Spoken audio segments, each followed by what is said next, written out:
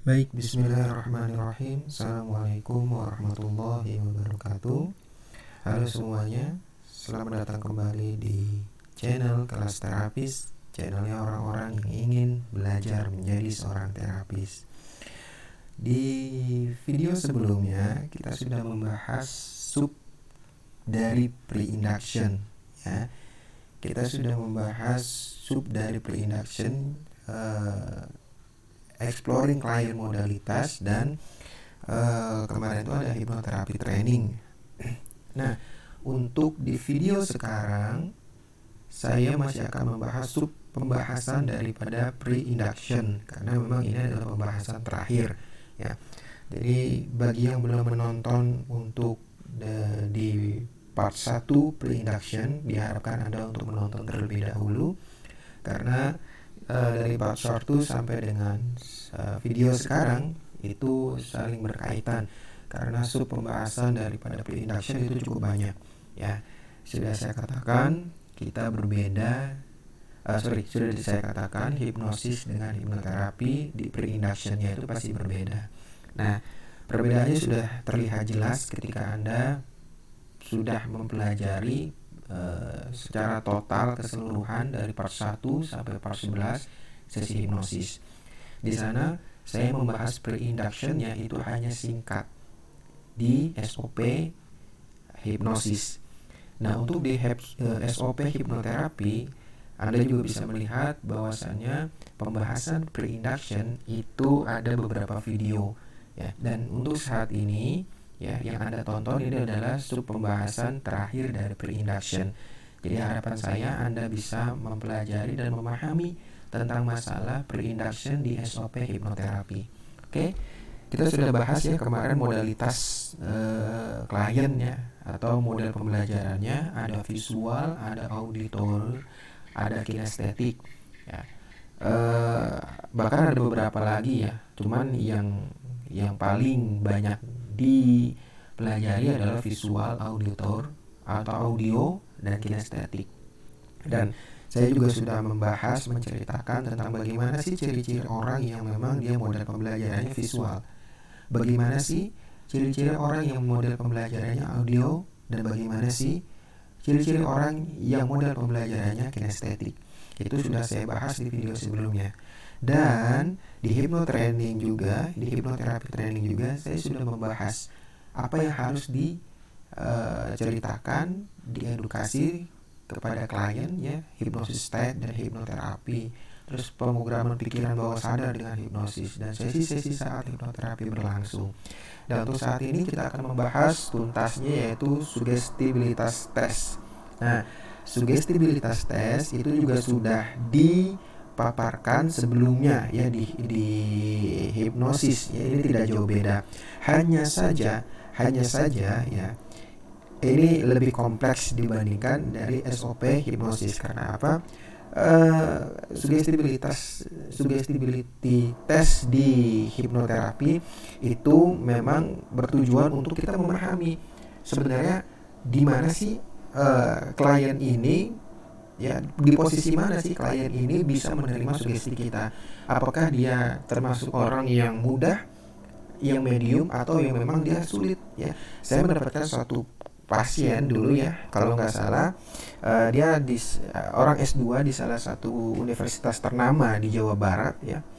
Nah, dia memang kritis banget orangnya, dan dia mengatakan bahwasanya awalnya dia itu tidak bisa dihipnosis, ya. Dia bingung dia harus ngapain, tapi ketika saya menggunakan satu teknik yang memang untuk orang-orang yang kritis, ya, pemikirannya, dia secara tidak sadar mengikuti alur apa yang saya sampaikan, ya, sampai-sampai dia bilang saya mengikut begitu saja, gitu. Nah, itu bisa Anda terapkan ketika memang Anda sudah memahami siapa sih orang atau klien yang kita hadapi di depan kita. Nah, tes sugestibilitas, ya, itu ada relaksasi, ya. Anda bisa menonton relaksasi itu di SOP hipnosis lah, ya. Terus ada captilepsy dan lain sebagainya. Kalau saya kira di sugestibilitas tes ini tidak terlalu dijelaskan di hipnoterapi, karena memang sudah dijelaskan di hipnosis. Karena sugestibilitas tes ini memang tujuannya untuk mengetes sugestivitasnya, apakah sugestivitasnya ini tinggi atau rendah. karena ini bertujuan untuk nanti sesi hipnoterapi berikutnya. Ya, jelas sampai sini ya. Sugestibilitas Anda nonton saja di SOP hipnosis yang sudah dipaparkan di video sebelumnya. Nah, mari kita lanjut di hipnoterapi strategi. Hipnoterapi strategi ini adalah Anda seorang terapis mampu dan lihai membaca situasi dan kondisi. Ya, ketika Anda melihat klien dan dia sudah bercerita dan segala macam, Anda juga harus bisa menyimpulkan bahwasanya teknik induksi yang seperti apa yang bisa dipakai dengan klien si A, teknik deepening apa yang saya pakai untuk untuk membawa dia masuk ke kondisi hipnosis lebih dalam, terus teknik terapi apa yang cocok untuk permasalahan ini. Ya, ini adalah hipnoterapi strategi. Ya, Anda harus bisa membaca kondisi daripada si klien itu sendiri ketika dia bercerita. Ya, misalkan contoh seperti ini, ada seorang klien dia bercerita saat akhir-akhir ini saya tuh merasa sangat-sangat kecewa. Saya merasa saya tidak dihargai. Oke, coba lihat ya. Saya merasa itu adalah model pembelajaran kinestetik. Anda sudah dapat tuh. Ini kemungkinan besar adalah model pembelajaran kinestetik yang dominan. Oke. Terus dia bercerita lagi tentang permasalahannya, kekecewaannya. Berarti ketika kekecewaan itu, teknik apa yang harus digunakan?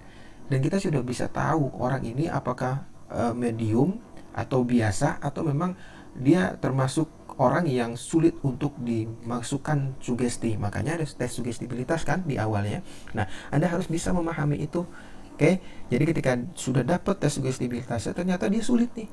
Ternyata dia sulit untuk masuk ke hipnosis atau untuk di sugesti, itu dia cukup sulit. Orangnya kritis. Berarti Anda harus menggunakan teknik relaksasi induksi ya. Bisa menggunakan apapun itu ya. Nah, nanti kita akan bahas tentang teknik induksinya gitu. Pada intinya Anda harus paham dulu gitu. Terus ketika sudah diinduksi, Anda harus tahu juga teknik deepening apa yang cocok untuk si klien ini dengan klien yang terbilang dia cukup sulit menerima sugestibilitas, dan teknik terapi apa yang cocok untuk klien yang memang tes sugestibilitasnya itu sangat-sangat tinggi, sangat-sangat rendah gitu ya. Jadi termasuk orang yang sulit. Nah, itu yang harus Anda pahami ya. Yang selanjutnya adalah itu hipnoterapi kontrak. Seorang terapis harus mampu dan harus mau dan harus tega kepada klien untuk memang terjadi kontrak lisan dan kontrak tertulis. Seperti contoh kontrak lisan adalah persetujuan antara terapis dengan klien dengan menyatakan keinginan untuk menjalani sesi hipnoterapi. Oke, keinginan untuk menjalani sesi hipnoterapi, dan itu harus atas dasar keinginan diri sendiri, tidak atas dasar keinginan orang lain. Itu harus Anda pahami. Karena apa? Ketika dia atas dasar keinginan orang tuanya dan keinginan orang lain, itu menandakan bahwasanya kemungkinan besar dia untuk berubahnya itu sangat-sangat minim. Kenapa? Ya karena dia sudah masih enjoy dengan kondisi saat itu. Tuh, itu yang harus dipahami. Ketika seorang klien datang kepada Anda dengan tujuan memang untuk menyembuhkan apa yang terjadi di dalam dirinya, dan dia mengatakan ini keinginan saya 100% dan saya ingin sembuh, maka disitulah hipnoterapi akan menuntun dia dan mengarahkan dia. Dan biasanya itu hasilnya juga luar biasa cepatnya terlihat. Dan kontrak tertulis ditentukan kepentingan penegasan bahwa klien mengikuti terapi dengan sukarela dan memahami mekanisme hipnoterapi. Nah, biasanya di kontrak tertulis itu juga saya menuliskan tentang kontrak kerja ya. Misalkan kita akan melaksanakan sesi hipnoterapi selama 1 atau 2 sampai 3 hari, atau 2 sampai 3 sesi dalam 1 hari. Nah, itu silakan Anda sebagai seorang terapis mampu untuk membaca situasi dan kondisi keadaan daripada klien. Itu yang harus Anda pahami. Jadi, apakah hipnoterapi kontrak ini sangat butuh? Jawabannya yes, ini sangat butuh untuk penunjang Anda agar Anda bisa membaca apakah si klien ini dia memang membutuhkan banget hipnoterapi atau hanya karena desakan dari orang tua. Itu yang harus Anda pahami. Oke, sampai sini yang sudah saya jelaskan ya, dari awal sampai akhir. Mungkin saya akan review sedikit ya bagi Anda. yang baru pertama kali menonton video ini, langsung di pre-induction di part keempatnya. Jadi kita sudah membahas masalah pre-induction. Ya, pre-induction itu ada beberapa sub materi. Ya, ada building report, ada intake interview, ada exploring client modalitas, ada hypnotherapy training, ada sugestibilitas test, ada hipnoterapi strategi, dan hipnoterapi kontrak. Ini semuanya Anda harus lakukan dan Anda harus jalankan. Karena apa? Jika ini gagal, maka yang selanjutnya akan dipastikan gagal dan hipnoterapi tidak akan bisa berjalan dengan sempurna.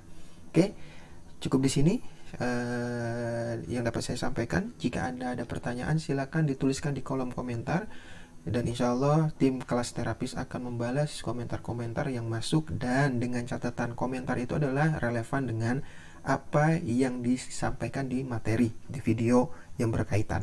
Jika komentarnya tidak masuk akal dan tidak relevan, mohon maaf apabila tim kelas terapis tidak membalasnya. Karena apa? Kami hanya membalas orang-orang yang serius dalam belajar masalah hipnoterapi. Oke, cukup sekian dari saya. Terima kasih banyak. Saya akhiri. Wassalamualaikum warahmatullahi wabarakatuh.